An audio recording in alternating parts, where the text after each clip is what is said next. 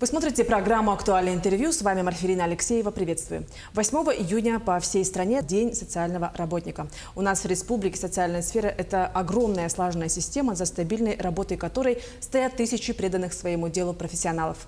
Как сегодня развивается социальная служба Якутии, какие уникальные корпоративные традиции зародились внутри ведомства и как поощряют лучших в этой благородной профессии, обо всем этом мы сегодня с вами поговорим. Наша гостья в студии Елена Волкова, министр труда и социальной защиты республики. Елена Александровна, здравствуйте. Здравствуйте. Хочу поздравить вас с вашим профессиональным праздником, ваших коллег, весь коллектив. Да? И вот социальный работник, думаю, это все же большее призвание. Да? Это очень тяжелый труд. И расскажите, кто он, каким он должен быть, работник социальной сферы? Спасибо большое.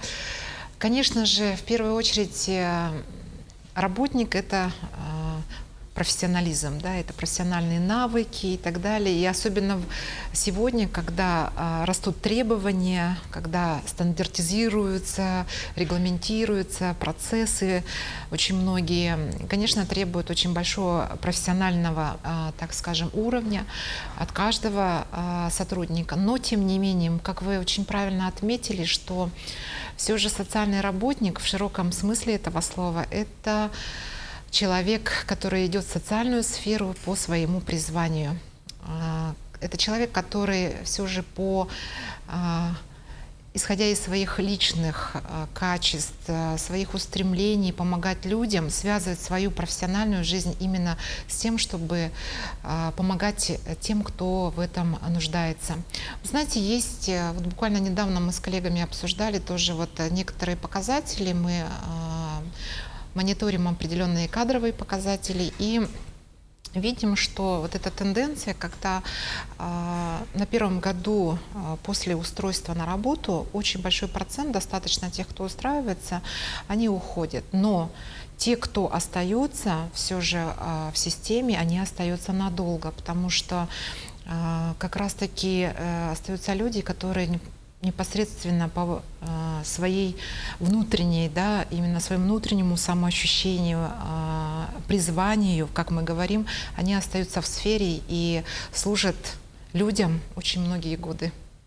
То есть сама же фильтрует, да, оставляет тех людей, которые действительно готовы вот на эти все сложности. Работа действительно очень благородная, но очень сложная. И достаточно такая серьезная специфика, когда сотрудники сталкиваются каждый день на своей работе с различными ситуациями, когда необходимо помочь человеку или семье в целом, помочь найти выход из той или иной трудной жизненной ситуации. Достаточно много боли и личных каких-то таких вот судеб, когда социальный работник должен проявить и, соответственно, профессиональные качества, должен владеть, соответственно, определенным уровнем знаний, чтобы постараться найти этот способ выйти из трудной жизненной ситуации, привлечь также не только социальные службы с нашим инструментарием, но и коллег из других сфер, здравоохранения, образования и многих других направлений. Человек, который немного психолог, немного и юрист, да, то есть человек, который должен обладать достаточно большими знаниями, много, так скажем, направленными, и от которого, конечно, очень много требуется, да, у него очень высокая ответственность, поэтому, конечно, достаточно сложный профессиональный труд проходят наши сотрудники, но труд очень благородный, очень важный, нужный.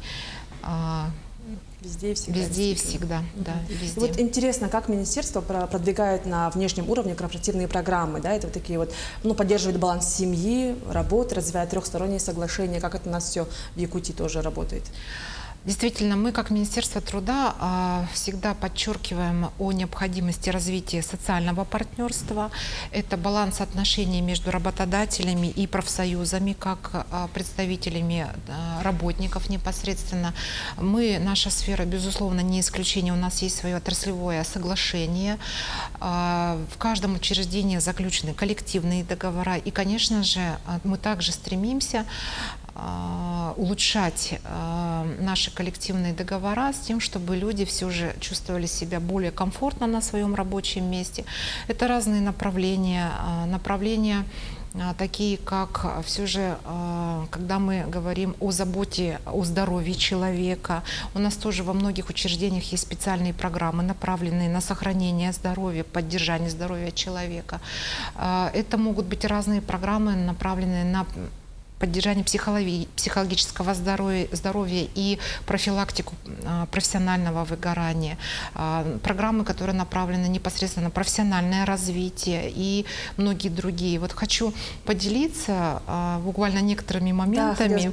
Да, знаете, есть некоторые практики, которые не требуют ни финансовых вложений, ни каких-то особо больших организационных, так скажем, вложений, как вот, например, производственная гимнастика. Угу. Вы знаете, вот год у нас уже в министерстве непосредственно мы проводим эту производственную гимнастику в 11 часов 5 минут, и недавно начали второй раз в 16 часов 5 минут. Но я верю в то, что вот эти 5-7 минут, они дают человеку все же немножко размяться и, может быть, снять какие-то психоэмоциональные моменты. Опять же, да, люди поддерживают это направление, наши сотрудники, и активно участвуют. И в учреждениях у нас. Мы даже недавно делали акцию, так скажем, передай эстафету и расскажи о своей производственной гимнастике.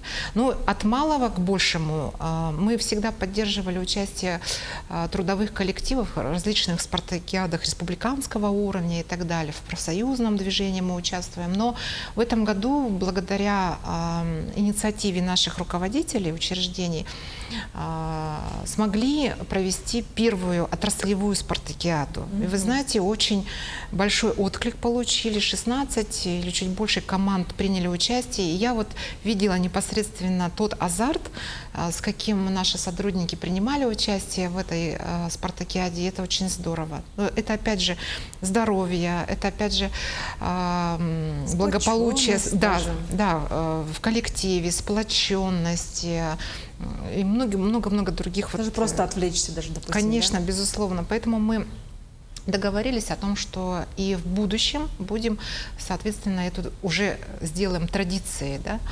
И много разных у нас есть мероприятий. Вот остановлюсь на молодых специалистов. Для себя понимаем, вот мы говорим, дети наше будущее, молодежь наше будущее. Безусловно, нужно взращивать молодых специалистов, нужно ими заниматься, обучать и, соответственно, передавать навыки. Поэтому мы говорим о развитии системы наставничества. Это везде необходимо этим заниматься. О каких-то постоянных мероприятий, которые позволяют нашей молодежи не просто профессионально развиваться, но и быть вовлеченной и приверженной к нашей системе, надолго задерживаться, да, в нашей системе и развиваться самим и развивать сферу. Например, 3-й год мы будем делать в этом году слет, значит, у нас молодежный слет. Вот. В каких-то именно таких адаптированных к молодым людям форматах мы стараемся, значит, не только знания передать, но и, собственно говоря, опять же, поддержать вовлеченность в нашу социальную сферу с тем, чтобы молодежь чувствовала и заботу, и могли сами что-то привнести уже. Вот. Много разных направлений, могу много рассказывать об этом. Ну и продолжая тему мотивации, вот какие-то интересные награды, возможно, есть. Как вы поощряете самых лучших работников? Какие награды государственные, ведомственные вообще имеются в вашей сфере? Вы знаете, считаем, что действительно вот система поощрения – это очень важный элемент, в принципе, в развитии кадрового потенциала, в стимулировании, в мотивации. И помимо наших ведомственных наград, конечно же, большое внимание уделяем тому, чтобы и на уровне республики наши сотрудники были поощрены.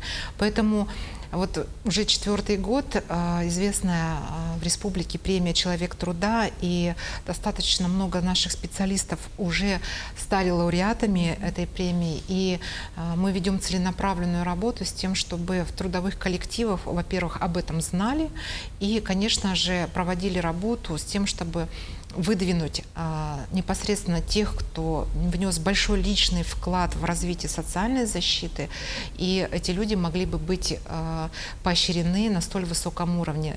И еще одна очень важная государственная награда. В 2023 году, в год труда, наш глава республики принял такое решение, и мы очень благодарны такому решению. У нас появилась в системе государственная премия в сфере социальной защиты имени очень такого высокого государственного общественного деятеля Марии Дмитриевны Нартаховой. Мария Дмитриевна Нартахова была долгое время министром социального обеспечения. Она возглавляла президиум Верховного Совета Якутской ССР. Очень видный, известный политический деятель, человек очень скромный и при этом человек, который любил людей и беззаветно служил людям. Поэтому вот эта высокая государственная награда уже в этом году вручена 3-му лауреату государственной премии. Я их перечислю всех троих.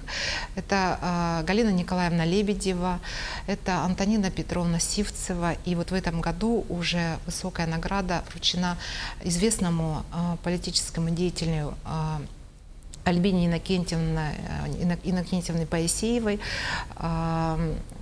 Государственная премия имени Марии Дмитриевны Нартаховой в сфере социальной защиты. Ну что ж, и скорее ваши поздравления вашим коллегам и подопечным. Дорогие коллеги, сегодня в день профессиональный, в день социального работника, я, конечно же, хочу пожелать всем нашим работникам, конечно же, профессионального развития, конечно же, результатов и пожелать как можно больше счастливых глаз от ваших подопечных, от тех людей, которые с вами рядом, которых вы окружаете своей заботой, вниманием. И, конечно же, хотелось бы, чтобы наши сотрудники получали вот такой высокий результат от тех, кому обращена их профессиональная деятельность, и чтобы были здоровы, благополучие семьям, счастье семьям, и чтобы, конечно же, были всегда силы для того, чтобы нести вот эту заботу, милосердие тем, кто в этом нуждается. Ну что ж, Елена Александровна, спасибо. Я также присоединяюсь к вашему поздравлению, что уделили время и ответили на наши вопросы. Еще раз вас с праздником. Спасибо огромное. Это была программа «Актуальное интервью». До встречи в эфире.